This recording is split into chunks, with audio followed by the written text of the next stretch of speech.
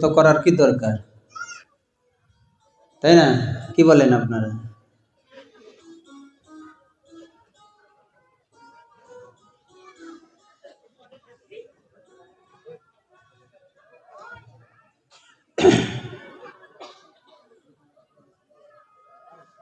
Social মিডিয়াতে চলছে এখন সবকিছু, তাই না?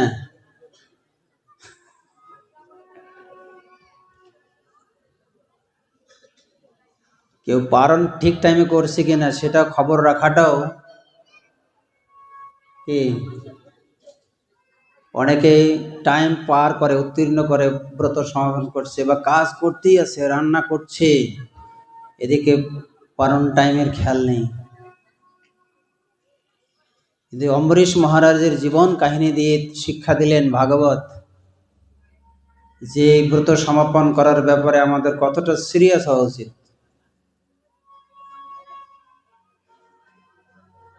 এই জন্যে একাদশী পালন করার সঙ্গে সঙ্গে ব্রত সমাপনের জন্য আমাদের সঠিক প্রস্তুতি রাখতে হবে। নিজে পালন করব আর অন্য সমস্ত ভক্তকে পালন করতে সাহায্য করব, কারণ এটা ভক্তিরই একটা অঙ্গ।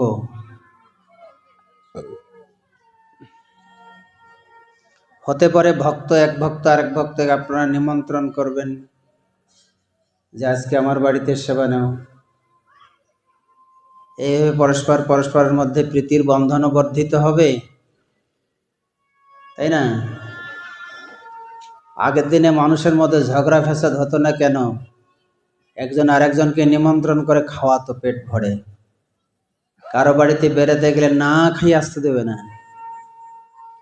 এই যে প্রীতির সম্বন্ধ, এগুলো উঠে গেছে এখন। এই জন্য আমরা একজন আর একজনকে দেখতে পারি না। যে ব্যক্তিকে আপনি ডেকে এনে আপ্যায়ন করাবেন সম্মান শ্রদ্ধা সহকারে, তার সঙ্গে কোনোদিন ঝগড়া হবে? আমার তো মনে হয় হওয়ার কথা নয়, তাই না? দেওয়া নেওয়া থাকলে তো অশান্তি হবে না। এই আদান প্রদান নেই, এই জন্যেই রূপ গোস্বামীপাদ শিক্ষা দিচ্ছেন, দদাতি প্রতিগৃহ্ণাতি গুজ্জমাখ্যাতি পৃচ্ছতি। প্রসাদ দান করো এবং বিপরীতে যদি কেউ প্রসাদ দান করতে চায় তা গ্রহণ করো। দদাতি প্রতিগৃহ্ণাতি, দিতে হবে, আবার কেউ যদি শ্রদ্ধার সহিত দিতে চায় তো নিতে হবে। দদাতি প্রতিগৃহ্ণাতি গুজ্জমাখ্যাতি, ভজন বিষয়ে গুজ্জ কথা পরস্পরের মধ্যে আলোচনা করতে হবে। কিন্তু আমাদের গুজ্জ নিন্দা চর্চা হয়, কে কি করেছে, খারাপ কাজ। গুজ্জ ঠিক আছে, ভগবানের গোপন বিষয় আলোচনা নয়, কারো চারিত্রিক দোষ ত্রুটি গুজ্জ, সেগুলি আলোচনা করি আমরা, হ্যাঁ কি না? কার কি কথা ঘটলো, এই সমস্ত কিছু চর্চা করি আমরা। তো যার ফলশ্রুতিতে কি হয়, অন্যের নিন্দা করলে নিজের স্বীকৃতি নষ্ট হয়, নিজের ভজন নষ্ট হয়। এই জন্য প্রভুপাদ আমাদের শিক্ষা দিয়েছেন যে পারতপক্ষে আমরা সকলের প্রশংসা করব, গুণকীর্তন করব, নিন্দা করে যেন অধপতিত না হই। এক ভক্ত একদিন প্রভুপাদকে বলছে, প্রভুপাদ আপনার গুরু ভাইয়েরা আপনার নামে নিন্দা করে। প্রভুপাদ সঙ্গে সঙ্গে উত্তর দিয়েছে, করতে দে, আমার নিন্দা চর্চা যত করবে আমি তত বেশি প্রচার করব। নিতাই গৌর প্রেমানন্দে, হরি হরি বল। আমার দোষ কাটা যাবে আর আমি এগিয়ে যাব, ওরা তো আমার শত্রু না, ওরা বন্ধু আমার। এজন্য বলছে, কবি বলছে, নিন্দুকের বাসি ভালো সবার চেয়েও প্রিয়। যেন প্রবাদ বাক্য এসেছে, নির্বাক বন্ধুর চেয়ে স্পষ্টভাষী শত্রু ভালো, যে স্পষ্ট কথা বলে। কিন্তু যে বন্ধু চুপ থাকে, আমার বিষয়ে কিছু আমাকে সাবধান করছে না, কিছু বলছে না, বললে হয়তো বন্ধুত্বের সম্পর্ক খারাপ হয়ে যাবে, এইরকম বন্ধু থাকার থেকে না থাকাই ভালো। ও বন্ধু নয়, ও হচ্ছে শত্রু। আর নীতি বাক্য এসেছে 3 জায়গায় কখনো আমাদের রাগ করতে নেই। বুঝতে পারলেন? 3 জায়গাতে রাগ করা যাবে না। যদি মাতা পিতা সন্তানকে শাসন করে, সন্তান কখনো দিন মা বাবার প্রতি রাগ করবে না। দ্বিতীয় হচ্ছে, যার আপনি অধীনস্থ, তিনি যদি আপনার উপরে রাগ করে, তাহলে রাগা যাবে না। সে পতি হইতে পারে, কাজের জায়গায় বস হতে পারে, কখনো রাগ করা যাবে না। 3 নম্বর পয়েন্টটা মারাত্মক। কোনো ব্যক্তি যদি আপনার ভুল ধরিয়ে দেয়, আপনার ব্যক্তিগত ভুল, তাকে শত্রু মনে না করে বন্ধু মনে করবেন। এই যে বলা হলো, নির্বাক বন্ধুর চেয়ে স্পষ্টভাষী শত্রু ভালো, যে স্পষ্ট কথা বলে। তাহলে আপনার ভুলটা আপনি বুঝতে পেরে সংশোধন করতে পারবেন। তো অনেক সময় আমরা এটা মানতে পারি না, রেগে যাই, তুমি কি আমার থেকে বেশি বোঝো। ব্যক্তিগত ভুল যদি কেউ ধরিয়ে দেয়, তাহলে তার সঙ্গে রাগ করবেন না, তাহলে নিজের ক্ষতি হবে। রাবণকে তার ব্যক্তিগত ভুল ধরিয়ে দিয়েছিল কে? তার ভাই। তাকে লাথি মেরে তাড়িয়ে দিয়েছে, বের করে দিয়েছে, যে তুমি পরনারী হরণ করেছো, এটা তোমার অন্যায় হয়েছে। বিভীষণ জানতেন যে এই কথা বললে দাদা অসন্তুষ্ট হবে, কিন্তু তদুপরি উচিত কথা বলতে তিনি একটুকু ভীত হন নাই, যে দাদা কি ভাববে, কি বলবে, আমার সঙ্গে সম্পর্ক খারাপ হবে। এই জন্য বলছে, দেখে শুনে উচিত বলতে হয় কিঞ্চিত। যে দেখে শুনে কিছু বলে না, যে অন্যায় করে আর যে অন্যায় সহে, দুই সমান অপরাধী। এই জন্য পুরোটা না বলে কিঞ্চিত বলতে হবে। অন্যায় দেখে আপনি চুপ করে আছেন, কিন্তু না, বলার কিছু ঢং থাকে। গুরুজনকে আপনি ডাইরেক্ট বলতে পারেন না, সার্চ করতে পারেন না। আপনি এইভাবে বলতে পারেন যে আপনার বিষয়ে লোকে এরকম বলছে, আপনার বিষয়ে এরকম শুনতেছি, আপনি ওনাকে বলছেন, কিন্তু কথাটা ঘুরিয়ে দিলেন যে লোকে বলছে, তার মানে কি আপনি দোষী হলেন না। টেকনিক, বলার সিস্টেম জানতে হবে। রাজা এক জ্যোতিষীকে দেখে বলছে, যেখান তো আমার আয়ু কত, হ্যাঁ, তো দেখে জ্যোতিষী বলছে, আপনার সব থেকে লম্বা আয়ু, আপনার পরিবারের সবাই মারা যাবে, তারপরে আপনি মারা যাবেন। রাজা একটা ঠাস করে এক থাপ্পড় মেরে দিয়েছে। কি বলে? আবার আরেকজন জ্যোতিষী দেখেছে, বলেন তো আমার হাত ভাগ্যে কি আছে? বলছে, আপনি সব থেকে পরিবারের লম্বা আয়ু। কথার উত্তর একই হলো, একজন তিরস্কার পেল আর একজন পুরস্কার পেল। যেন একই কথা কাকে কিভাবে বলতে হবে এটা জানতে হবে। এই জন্য শাস্ত্রে বলে দিয়েছে, আমাদের ব্যবহার 3 জনের সঙ্গে 3 রকম। নিজের সিনিয়র থেকে তার সঙ্গে একরকম ব্যবহার হবে, নিজের সমকক্ষের সঙ্গে একরকম ব্যবহার হবে, আবার নিজের থেকে ছোট যারা জুনিয়র তার সঙ্গে আর এক রকম ব্যবহার হবে। একই কথা বড়োর সঙ্গে একরকম, সমবয়সীর সঙ্গে আর এক রকম, নিজের ছোটর সঙ্গে আর এক রকম। তো এই ব্যবহার সঠিক না জানার কারণে আমরা সমস্যায় পড়ি। তাই ভাগবতে এখানে সুন্দর করে তুলে ধরছে এই বিষয়গুলো, আমাদেরকে সমাধান দিচ্ছে যে আমরা কি করে প্রত্যেকের সঙ্গে ব্যবহার করব, গুরুজনের সঙ্গে কীরকম ব্যবহার হবে, নিজের সমকক্ষের সঙ্গে কীরকম, এবং নিজের ছোটদের সঙ্গে কীরকম, বড়দের সঙ্গে থাকবে শ্রদ্ধার সঙ্গে, আর সমকক্ষের সঙ্গে থাকবে মৈত্রী, মিত্রভাব, এবং ছোটদের সঙ্গে থাকবে স্নেহভাব। তাকে ছোটকে স্নেহ করবেন, সমবয়সীর সঙ্গে মৈত্রীভাব করবেন, আর বড়দের সঙ্গে শ্রদ্ধার সম্পর্ক রাখবেন। তো এইটা পরিবার, মাতা পিতার কাছ থেকে আমরা শিক্ষা পাই। তো এই শিক্ষার সংস্কারগুলো মাতা পিতা সন্তানকে দেবে, কিন্তু এই ভাগবতে এখানে আমরা লীলার মাধ্যমে এখানে শ্রবণ করব যে দুর্বাসা মুনির সঙ্গে অম্বরীশ মহারাজ কি রকম ব্যবহার করেছে।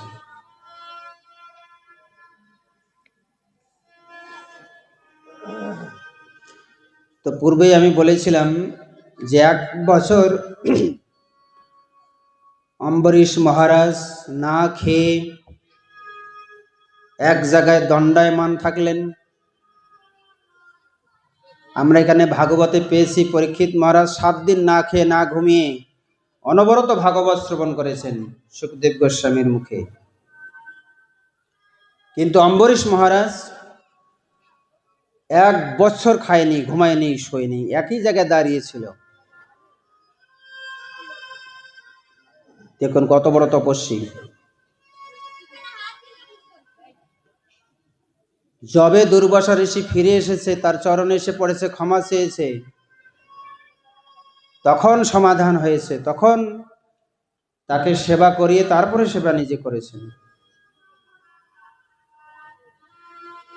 তো এইখান থেকে আরেকটা শিক্ষা আমরা পাই যে গৃহস্থ জীবনে অতিথি সৎকার যদি সঠিকভাবে গৃহস্থের গৃহে না হবে, সেই গৃহস্থের বিপদ, মারাত্মক বিপদ হতে পারে।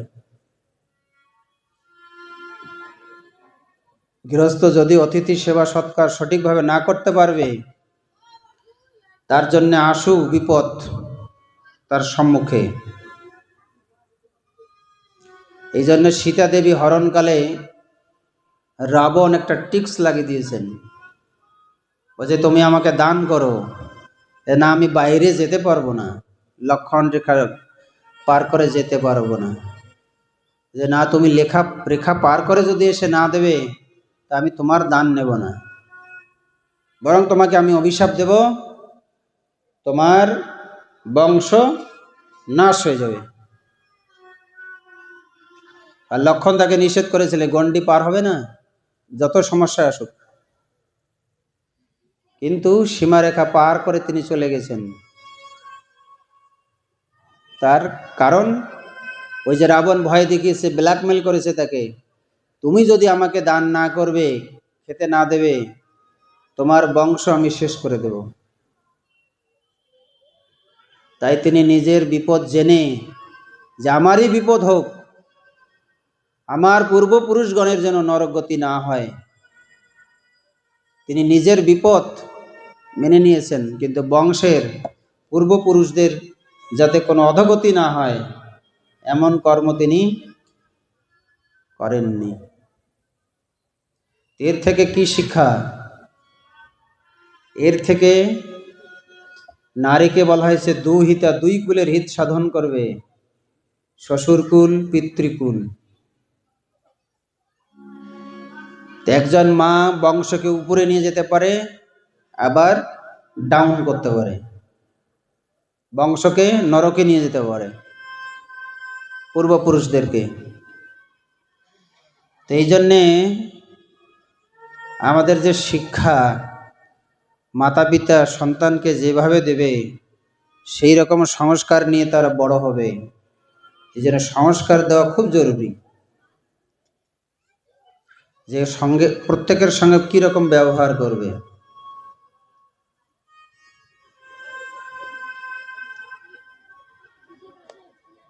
তো সৌভরী নামে এক ঋষি 60,000 বছর জলের নিচে তপস্যা করলেন। তার শরীর শ্যাওলা হয়ে গেল, শরীর শুকিয়ে গেল, শুধু অস্থি চর্মসার, শরীরে কোনো মাংস নেই। কিন্তু যে যেরকম সঙ্গ করবে তার গুণ বৈশিষ্ট্য ওই রকম হবে কিনা। তার সম্মুখে তিনি মাছের ক্রীড়া দেখলেন, যৌন ক্রীড়া। মাছে মাছে মিলিত হওয়া দেখে এত বছর জলের নিচে তপস্যা করেও তখন তার যৌন মিলন ইচ্ছা হলো, তার বিবাহ করার ইচ্ছা হলো। এত বছর পরে, তো সেই যুগে অনেক লম্বা আয়ু ছিল, তাই জন্য তিনি 60,000 বছর তপস্যা করেছিলেন জলের নিচে, যাতে তাকে কেউ উপদ্রব না করে, মানুষ কোনো পশু তাকে কোনো রকম উপদ্রব না করে, যে কারণে জলের নিচে গিয়ে তপস্যা করলেন। কিন্তু ভাগ্যের বিড়ম্বনা, বৈষ্ণব চরণে অপরাধ হয়েছিল তার। কি? এই গরুর পক্ষী সেখানে প্রত্যেক দিন আসতো, সেই হ্রদে বসে, গাছের উপরে বসে তারপরে মৎস্য শিকার করত ওই জলে। আর মাছেরা গিয়ে মুনিবরকে বলছে, আমাদেরকে রক্ষা করুন, তা না হলে গরুর আমাদেরকে খেয়ে নেবে। ঠিক আছে, এবার যদি গরুর আসে তাহলে ওর প্রাণ নাশ হবে। এই ভয়ে গরু আর সেখানে যায় না, কারণ মুনি অভিশাপ দিয়েছে। কিন্তু এই যে বৈষ্ণবের চরণে অপরাধ হলো, তার ফল তাকে এই মৎস্যের যৌন ক্রীড়া দর্শন করে তার এরকম মনোভাব হলো, মন চঞ্চল হলো। তখন তিনি জল থেকে উঠে সেই মথুরা নগরীতে চলে গেলেন। সেখানকার রাজা ছিলেন মান্ধাতা। মান্ধাতার কাছে গিয়ে নিবেদন করলেন যে আমার বিবাহ বাসনা হয়েছে, আমি সংসার করব, তোমার একটি কন্যা আমাকে দান করো। সরাসরি প্রস্তাব। কিন্তু রাজা দেখছেন যে বয়োবৃদ্ধ কি করে আমার কন্যাকে দিব। তখন তিনি বলছেন যে আমার কন্যা যদি আপনাকে বর হিসেবে বরণ করে তাতে আমার কোনো আপত্তি নেই। তখন তিনি ফিরে আসলেন, যোগশক্তির দ্বারা তার শরীরকে পরিবর্তন করে নিলেন এইরকম যুবক, এবং সেই সভায় গিয়ে উপস্থিত হলে তখন মানধাতার 50 জন কন্যা একে একে সকলেই বরমালা দিয়ে দিলেন। চেয়েছিল একটাকে বিয়ে করবে, হয়ে গেল 50টা, আর সকলেই রাজকন্যা। বিশাল বড় তার সংসার। তে রাজা মানধাতা সপ্তদ্বীপের মানে সমস্ত পৃথিবীর সম্রাট ছিলেন। আমাদের এই পৃথিবীটাকে 7টা ভাগে ভাগ করা হয়েছে, সপ্তদ্বীপ। এই 7 দ্বীপের সম্রাট ছিলেন রাজা মানধাতা। সে এর আবার কি ঐশ্বর্য! তাই প্রতিদিন ওরা বনে বনে ঝগড়া করে, থাকার ঘর নেই, শোয়ার ঘর নেই, এটা নেই ওটা নেই। তখন তার যোগশক্তির দ্বারা এই রকম প্রাসাদ নির্মাণ করলেন, এই রকম আশ্চর্য আশ্চর্য উদ্যান সরোবর, কি না তা, দাস দাসী, হাতি ঘোড়া। মানধাতার কি আর ঐশ্বর্য! দেখছে তার জামাতার এইরকম ঐশ্বর্য যা তার কাছে নাই। তার মানধাতা লজ্জিত হয়ে গেল, বাপরে! এই যে প্রতিদিন বনে বনে যে ঝগড়া হতো, তখন তাদের সুখ স্বাচ্ছন্দ্যের জন্য যোগশক্তির দ্বারা তিনি এরকম প্রাসাদ আলাদা আলাদা নির্মাণ করে দিলেন, এক এক স্ত্রীর জন্য আলাদা আলাদা ভবন, সব কিছু আলাদা। এইভাবে তার বহুকাল কেটে গেল। একদিন তিনি বনের মধ্যে বসে চিন্তা করলেন, ভাই, এত বছর আমি এই স্ত্রী সঙ্গ করলাম, এত বড় সংসার করলাম, এবং এক একটা স্ত্রীর গর্ভে 100 পুত্র করে সৃষ্টি করলেন, 100টা করে বেটা। ভাবতে পারেন, এরকম প্রত্যেক স্ত্রীর 100 করে পুত্র, তাহলে 50 ইন্টু 100 কত হয়? হ্যাঁ, এতগুলো পুত্র, বিশাল সংসার তার। বনের মধ্যে গিয়ে তিনি চিন্তা করলেন, হায়, আমি ইন্দ্র বাসনায়, কাম বাসনায় আজকে আমি এই তপস্যাচ্যুত হয়ে এত বিশাল সংসার গড়েছি, আমার কি হবে? আমি তো এখন, আমাকে তো একদিন মরতে হবে। তখন সকলকে ছেড়ে তিনি আবার তপস্যায় চলে গেলেন। নিতাই গৌর প্রেমানন্দে, হরি বল।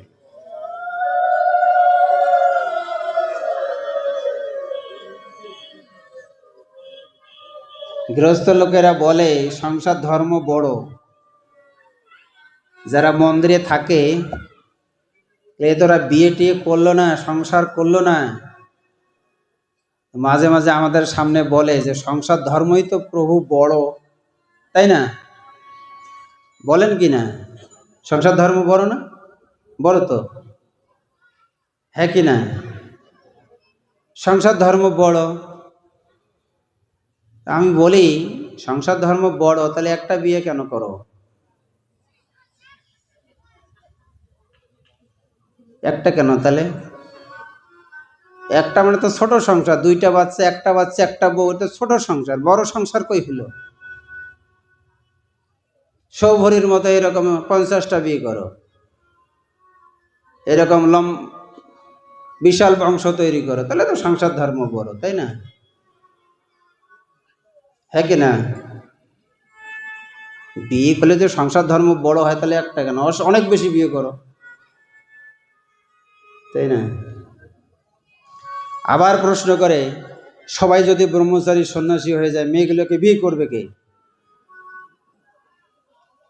আর এখন সবাই বৈষ্ণব হয়ে যাচ্ছে, মাছখানে মাছগুলো যদি এত বৃদ্ধি হয়, তাহলে মাছগুলো খাবে কে? ওদের কত চিন্তা, মানে ভগবানের চিন্তা ওরা মাথায় নিয়ে বসে আছে, কিন্তু ও বেটা চিন্তা করে না যে ওর জীবনের আয়ু দিনকে দিন কমে গিয়ে যাচ্ছে, একদিন মরতে হবে। ও হরি ভজনের কথা চিন্তা করে না, চিন্তা করে অন্যের। তো এগুলি হচ্ছে অবাস্তব। কি, যখন সরকার চাকুরিতে লোক নেয়, টিচার নিচ্ছে, আপনি কি কখনো প্রশ্ন করেন সবাই যদি টিচার হয় তাহলে ছাত্র হবে কে? তখন তো বলেন না। যখন সকলে ডাক্তারি নিয়ে পড়াশোনা করছে, সবাই যদি ডাক্তার হয়ে যায় তাহলে রুগী হবে কে? তাই না? এক এক করে সবাই মরে যাচ্ছে, যে সবাই যদি মরে যায় তাহলে বেঁচে থাকবে কে?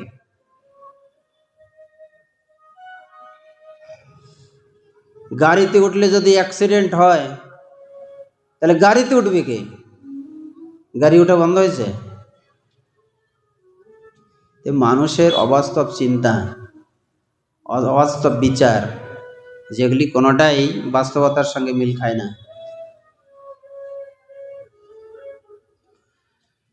তো এইভাবে সৌভরী ঋষি সংসার ত্যাগ করে তিনি তার জীবন আবার ভগবত আরাধনায় নিযুক্ত করলেন। ভাগবতে সুখদেব গোস্বামী এই যে বর্ণনা করছেন, এই বর্ণনা থেকে তাদের জীবনের উপলব্ধি শেয়ার করছেন। আমরা যাতে এরকম ভুল না করি যে ভগবানের ভক্তি, ভগবানের সেবা বাদ দিয়ে সংসার সুখ নিয়ে ব্যস্ত হয়ে জীবনটাকেই শেষ করে দিলাম। কারণ মানুষ পরে পস্তায়, তার যখন ব্রেন খোলে তখন সে পস্তায়, তাই না? তো এইভাবে রাজা হরিশ্চন্দ্রের জীবন কাহিনী এখানে বর্ণনা করছেন। সেই মান্ধাতার বংশধর হচ্ছে রাজা হরিশ্চন্দ্র। তো হরিশ্চন্দ্র রাজা ছিলেন অত্যন্ত দানী, অত্যন্ত দানী। তো এনার জীবনী থেকে আমি একটি ছোট্ট উপদেশ আমরা তুলে ধরবো, সেটি হচ্ছে শিক্ষা। যে রাজা হরিশ্চন্দ্র বিশ্বামিত্র মুনিকে সর্বস্ব দান করেছিলেন, তার রাজ্য, রাজপাট, সবকিছু।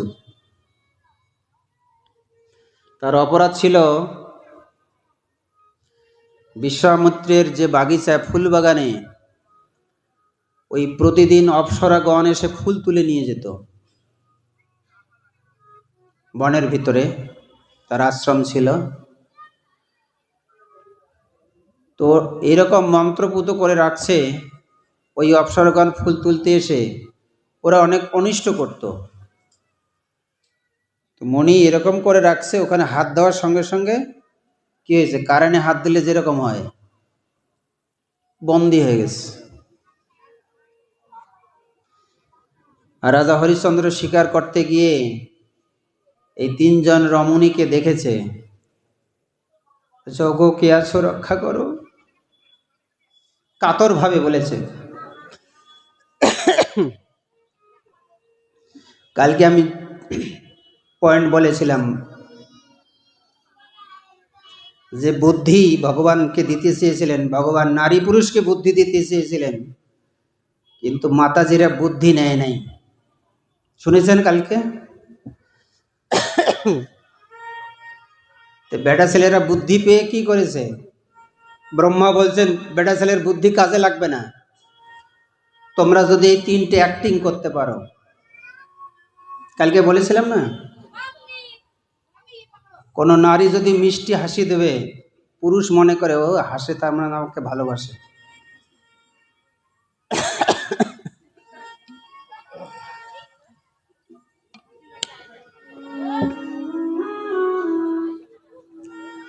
কোনো পুরুষকে বিভ্রান্ত করার জন্য একটা মিষ্টি হাসি যথেষ্ট, ওর বুদ্ধি কাজ শেষ। ওর যদি বউ বাচ্চাও থাকে, আপনার পিছনে লেগে যাবে যে ও আমাকে ভালোবাসে। ওর বুদ্ধি আর কোনো কাজ করবে না। অত পড়াশোনা করেছে, অত দায়িত্ববান হয়েছে, কোনো ব্রেন কাজ করবে না। কারণ ব্রহ্মা বলেছে পুরুষকে বুদ্ধি দিলেও বুদ্ধি কাজ করবে না, তুমি যে মিষ্টি একটা হাসি দাও বাস।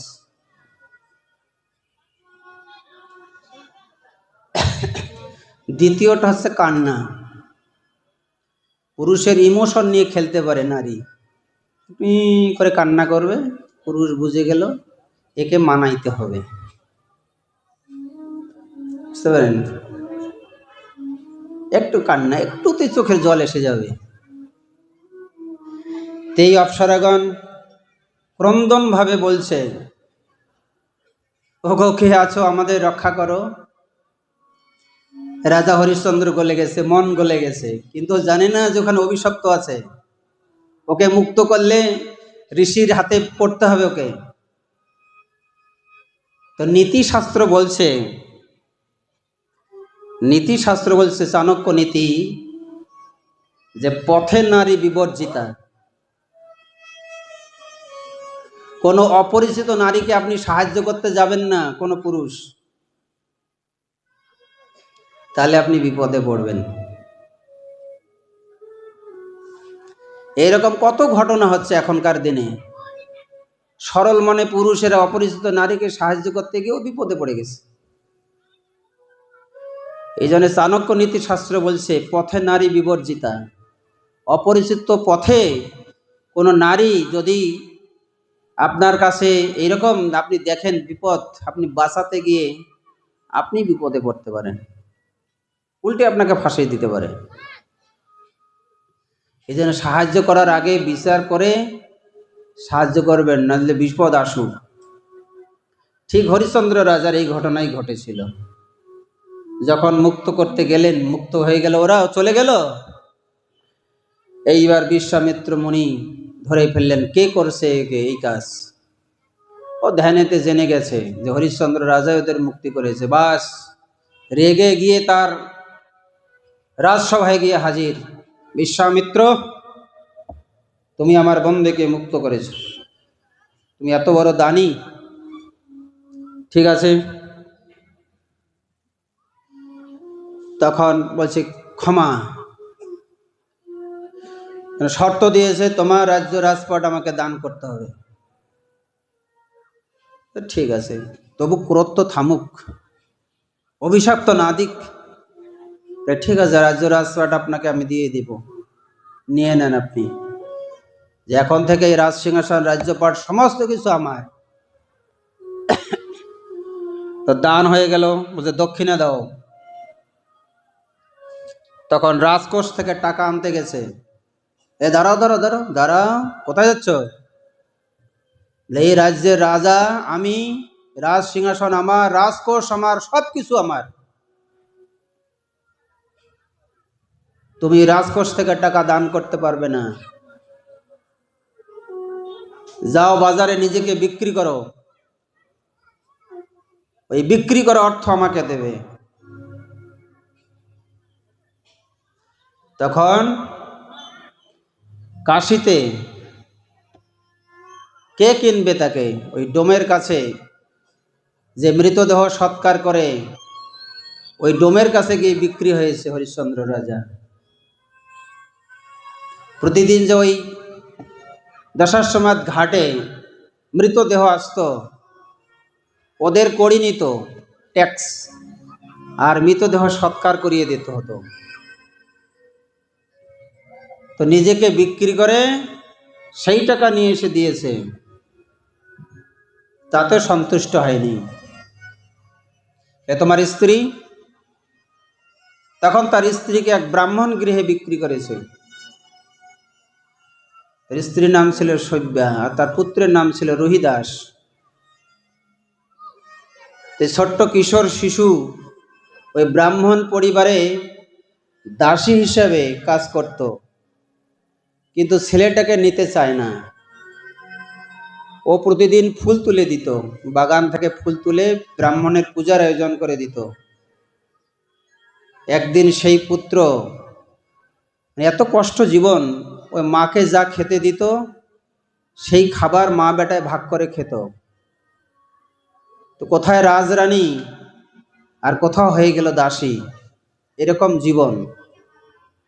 তো সর্বাঘাতে সেই রোহিদাসের প্রাণ চলে গেল। হরিশ্চন্দ্র রাজার স্ত্রী তাকে কোলে করে নিয়ে দশাশ্বমেধ ঘাটে গিয়ে উপস্থিত হলেন তার মৃতদেহ সৎকার করার জন্যে। কিন্তু বিনা করিতে তার সেই দেহ সৎকার হচ্ছে না। বিনা করিতে টাকা লাগবে তো। আর সেইখানে তার স্বামী হরিশ্চন্দ্র সেই কাজ নিয়েছে, বিনা করিতে তো তার সেই দেহ সৎকার হবে না। তো সেই সময় ঋষি বিশ্বামিত্র সেখানে এসে উপস্থিত হয়েছেন।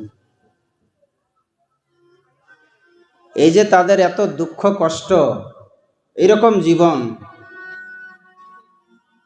তখন ঋষি বিশ্বামিত্র এসে সেই ঘাটে কুমণ্ডলের জল দ্বারা তার সেই পুত্রকে আবার জীবিত করে। নিতাই গৌর প্রেমানন্দে, হরি হরি বল। তারপরে তাদেরকে রাজ্যে আবার তাকে ফিরিয়ে দিয়ে আবার রাজা করিয়ে দেয়। তো সেই বিশ্বামিত্র চরিত্র এবং রাজা হরিশ্চন্দ্রের চরিত্র, এই মান্ধাতার বংশে এই ঘটনা হয়েছিল। তো এই লীলা থেকে আমরা যে শিক্ষা পাই, সেটা হচ্ছে কোনো কিছু দান করলে দক্ষিণা না দিলে সেই দানের পরিপূর্ণতা নেই। এই জন্যে আমাদের সমাজ ব্যবস্থা দেখবেন 100 টাকা দিলে ওর মধ্যে আবার 1 টাকা দেয়, এই 1 টাকাটাই বলছে এটারই মূল্য বেশি। দান করলে দক্ষিণা, বিনা দক্ষিণায় দান কোনো কাজ হবে না, পরিপূর্ণতা নেই। যে কোনো জিনিস দান করলে তার দক্ষিণা দিতে হবে। আপনি একটা গীতা কাউকে দান করেছেন, ওর মধ্যে দক্ষিণা দিতে হবে। কাউকে কোনো কিছু দান করেছেন, যদি অন্ন দান করেন, ভোজন, তো আপনাকে কিছু দান করতে হবে। বৈষ্ণব সেবা করে, বৈষ্ণবদেরকে আমরা দক্ষিণা করি, ব্রাহ্মণকে দান করে দক্ষিণা করি। কেন? যদি তা দক্ষিণা সমেত না হবে তাহলে ওই দান পরিপূর্ণ নয়। আমাদের ইস্কনে মাতাজিরা, প্রভুরা যখন দীক্ষা গ্রহণ করে গুরুদেবের কাছে, তখন ভিক্ষা করতে হয়। কেন ভিক্ষা করতে হয় জানেন? দীক্ষা নিলাম মানে আমি আমাকে গুরুদেবের চরণে সমর্পিত করে দিলাম। আমাকে সমর্পিত করার সঙ্গে সঙ্গে আমার যা কিছু এখন থেকে সব গুরুদেবের হয়ে গেল। তাই গুরু দক্ষিণা করার জন্যে ভিক্ষা করে দিতে হয়। ঘর থেকে যদি এনে দিবেন তাহলে দক্ষিণা হবে না, কারণ এখন থেকে আমার যা কিছু সকল সব গুরুদেবের। এই জন্য আমার এই সংসার, কৃষ্ণের সংসার, একটা টাকাও আমি বিনা কারণে ভগবানের সেবা বিনে, গুরু বৈষ্ণব সেবা বিনে, নিজের ইন্দ্র তৃপ্তির জন্য আমি খরচা করতে পারি না।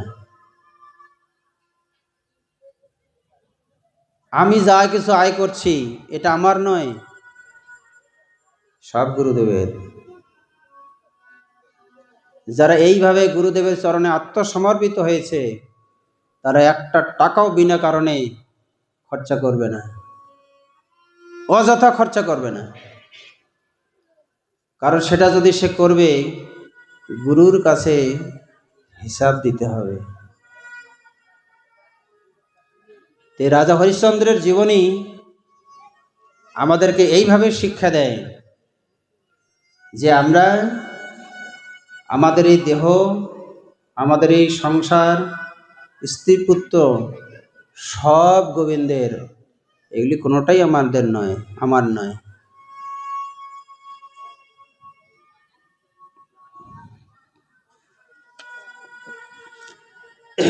এই জন্য পদকর্তা গেয়েছেন, আমি আমার করে মিছে গেল কাল, যাবার কালে নাই পথের সম্বল।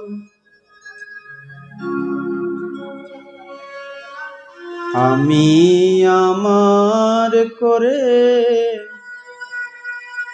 মিছে গেল কাল, যাবার কালে নাই পথের সম্বল। এতদিন পরে আমার হলো বোধোদয়, এতদিন পরে আমার হলো বোধোদয়, নষ্ট করে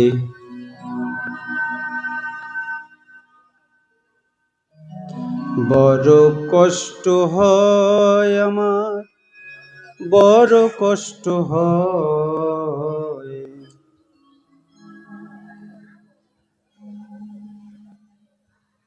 কষ্ট কেন? নষ্ট করে এই মানব জীবন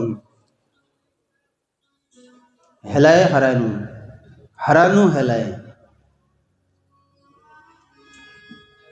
বড় কষ্ট হয় আমার, বড় কষ্ট হয়। নষ্ট করে হারানো, এই জীবন হারানো হেলায়।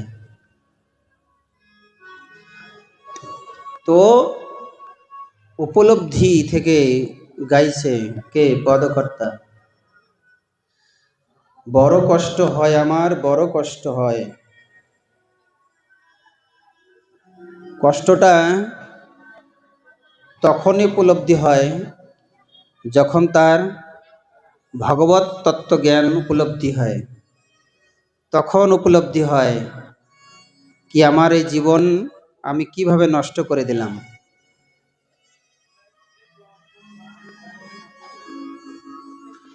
তো রাজা হরিশ্চন্দ্রের জীবনী থেকে আরেকটা শিক্ষা, আমরা অনেক সময় ভাবি আমি একা একাই হরি ভজন করব, আমার স্ত্রী পুত্রের দায়িত্ব আমার নাই। কিন্তু দেখুন তার স্ত্রীকেও বিক্রি করে দিয়ে সেই অর্থ রাজা হরিশ্চন্দ্র বিশ্বামিত্র মণিকে এনে দিয়েছিলেন। এই জন্য গৃহস্থ জীবনে স্ত্রী পুত্র সকলকে নিয়ে কৃষ্ণ সেবায় যুক্ত করতে হবে, এটা গৃহস্থের দায়িত্ব। আপনি একাই হরিভজন করবেন, গৃহস্থ জীবনের নীতি আছে, আপনার পোষ্য পাল্য গৃহে যদি থাকে কোনো পশু পাখি তাকেও ভোজন দিতে হবে। যেন ভাগবতে আগের স্কন্ধে বলেছে মনু মহারাজ তিনি গৃহ ত্যাগ করে সন্ন্যাসী হয়ে তপস্যা করছিলেন। একদিন তিনি গৃহে ফিরে এসেছেন। সন্ন্যাসী কোনোদিন গৃহে ফিরে না। যখন তিনি তপস্যায় থেকে জানতে পারলেন যে তার নাতি ধ্রুব গৃহত্যাগ করে চলে গেছে বনে বাল্যকালে 5 বছর বয়সে, তিনি এসে তার পুত্র উত্তানপাদকে শাসন করেছিলেন। পিতা মহারাজকে দেখে আশ্চর্য হয়ে গেছে, কি ব্যাপার, পিতা তো তাকে সমস্ত রাজ্যপাট রাজ্য সবকিছু দায় দায়িত্ব দিয়ে তিনি তপস্যায় চলে গেছে, হঠাৎ তিনি চলে আসছে। জিজ্ঞাসা করছে তোমার স্ত্রী পুত্র সকলে ভালো আছে? হ্যাঁ ভালো আছে। তোমার প্রজারা সকলেই ভালো আছে? হ্যাঁ সকলেই ভালো আছে। যে তোমার পুত্র মানে ধ্রুব কোথায়? তখন সে মিথ্যা লুকিয়ে রাখতে পারেনি যে সে বনে চলে গেছে। তখন মনু মহারাজ শাসন করেছেন, তুমি কেমন রাজা? তোমার স্ত্রী কি তোমার প্রজা নয়? তোমার পুত্র কি তোমার প্রজা নয়? তাহলে বলো তোমার পুত্র তোমার স্ত্রী তোমার কারণে সুখী? তখন রাজা উত্তানপাদ লজ্জিত পিতার কাছে যে পিতা মহারাজ আমাকে ক্ষমা করবেন, আপনার আদেশ আমি ঠিক করে পালন করতে পারিনি, আমার কারণে আমার পুত্র গৃহ থেকে চলে গেছে। তো জন্যে এখানে শিক্ষা দিচ্ছে, দেখুন তিনি গৃহত্যাগ করে সন্ন্যাসী হয়ে চলে গেছেন তপস্যায়, তিনি ফিরে এসেছেন গৃহে, কত বড় দায়িত্ব। এখানে মনু মহারাজ আমাদেরকে দায়িত্ব শেখালেন, কি করে সংসার স্ত্রী পুত্রের দায়িত্ব ঠিক করে পালন করতে হয়। দায়িত্ব ফেলে আমরা এরকম হতে পারি না, দায়িত্ব নেওয়া শেখালেন। তো এই জন্যে আপনার কারণে যদি কেউ না দুঃখী হয়, মায়েদেরকে দেখতে হবে আপনার কারণে আপনার স্বামী, আপনার শ্বশুর শাশুড়ি, প্রতিবেশী না দুঃখী হয়। পুরুষকে ভাবতে হবে আপনার স্ত্রী, আপনার সন্তান, আপনার মাতা পিতা না যেন দুঃখী হয়। প্রত্যেককে ভাবতে হবে। পিতা মাতা সন্তানের কারণে দুঃখী হবে না, সন্তানের আচরণে ব্যবহারে দুঃখী হবে না। হয়তো তারা মুখ ফুটে বলছে না, কিন্তু আপনার ব্যবহারে সুখী কিনা এটা আপনাকে জানতে হবে। আপনার সেবায় সন্তুষ্ট কিনা। তাহলে উপায় কি? মায়েরা পতির সেবা করে জিজ্ঞাসা করবেন, ওগো আমার সেবায় কি তুমি সন্তুষ্ট? আজকে রান্না করেছি ভালো হয়েছে তো, টেস্টি হয়েছে কিনা জিজ্ঞাসা করা উচিত। বা আজকে তোমার জন্য কি কি রান্না করব, কি তুমি খেতে চাও সেটাই রান্না করব। দেখবেন আপনার স্বামী আপনাকে কত ভালোবাসবে।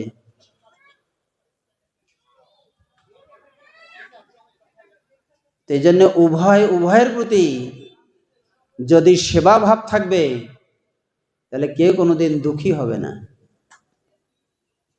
তা আমি যে কথাগুলো বলছি ঠিক বলছি না ভুল বললাম? হ্যাঁ, কখনো কোনোদিন জিজ্ঞাসা করেন যে আজকে কি রান্না করব তোমার জন্য, কি খেতে তোমার পছন্দ? বলেন হ্যাঁ কি না? না বলেন না? কারা কারা বলেন হাত তুলে দেখান দেখি। লজ্জার কিছু নেই মাগো, কিছু লজ্জার ব্যাপার নেই। আপনার সেবায় যেন সন্তুষ্ট হয় এবং রান্না করে জিজ্ঞাসা করতে হবে, তোমার সেবায় লেগেছে তো, স্বাদ হয়েছে তো। আত্মীয় স্বজন আসলে আমরা ঠিকই বলি রান্না কেমন হয়েছে, বলি কি না? রাঁধুনি জিজ্ঞাসা করে যে লবণ তেল ঠিক ঠিক লাগছে কিনা, কারণ তাকে আইডিয়া নিতে হয় যে আমি যে আজকে যে পরিমাণ রান্না করেছি, লবণ তেল দিয়েছি, লঙ্কা দিয়েছি, সেটা খাওয়ার উপযোগী কিনা তাকে জিজ্ঞাসা করতে হয়।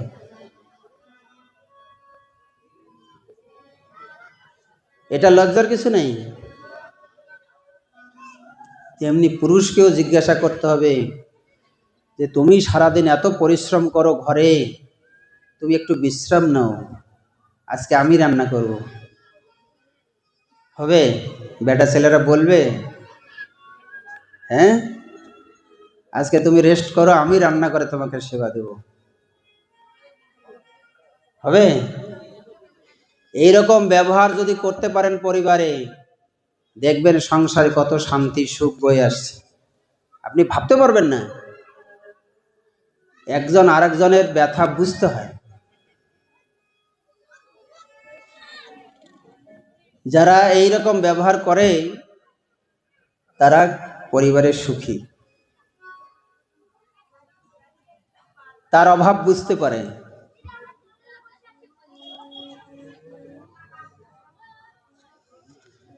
তো এইভাবে শৈব্যা যখন তার পুত্রের মৃতদেহ নিয়ে সেই দশাশ্বমেধ ঘাটে আসলেন, আর যখন ডোম রূপে হরিশ্চন্দ্র তার কাছে করি চাচ্ছেন, তখন কেঁদে কেঁদে শৈব্যা বলছেন, কি বলছেন? কোথায় রাজা হরিশ্চন্দ্র, তুমি দেখো তোমার স্ত্রী পুত্রের কি দশা, আজ আমি গৃহহারা, স্বামী হারা, সন্তান হারা। তখন হরিশ্চন্দ্র বুঝতে পেরেছেন যে হচ্ছে আমার স্ত্রী, এই হচ্ছে আমার পুত্র, যার কোনো পরিচয় ছিল না, কেউ কাউকে চিনতে পারে না।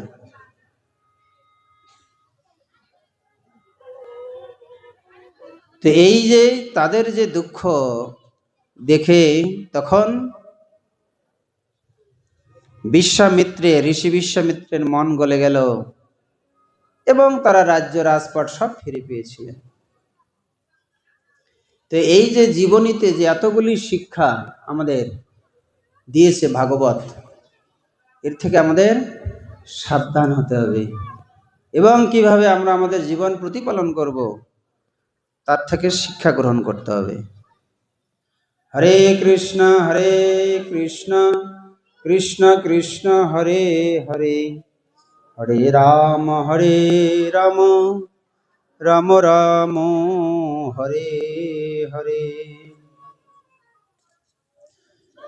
আরো বলবো না কীর্তন শুনবেন?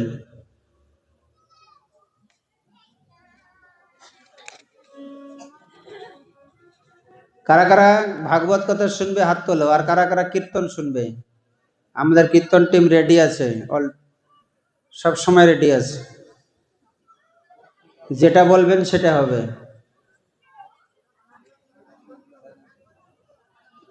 জোরে বলুন, কীর্তন।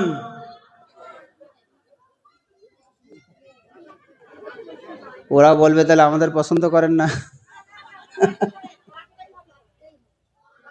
সবই হবে। আর একটু বলি,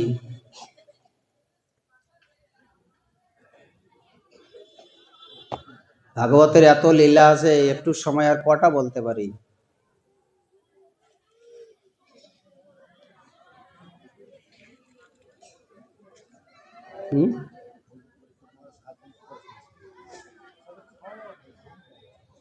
খায় নেই, ঘুমায় নেই তো, সারাদিন রাত আলোচনা।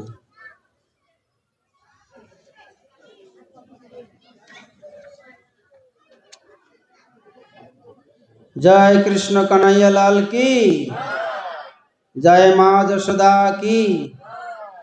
আমরা এখন দশম স্কন্ধে প্রবেশ করলাম। নিতাই গৌর হরি বল।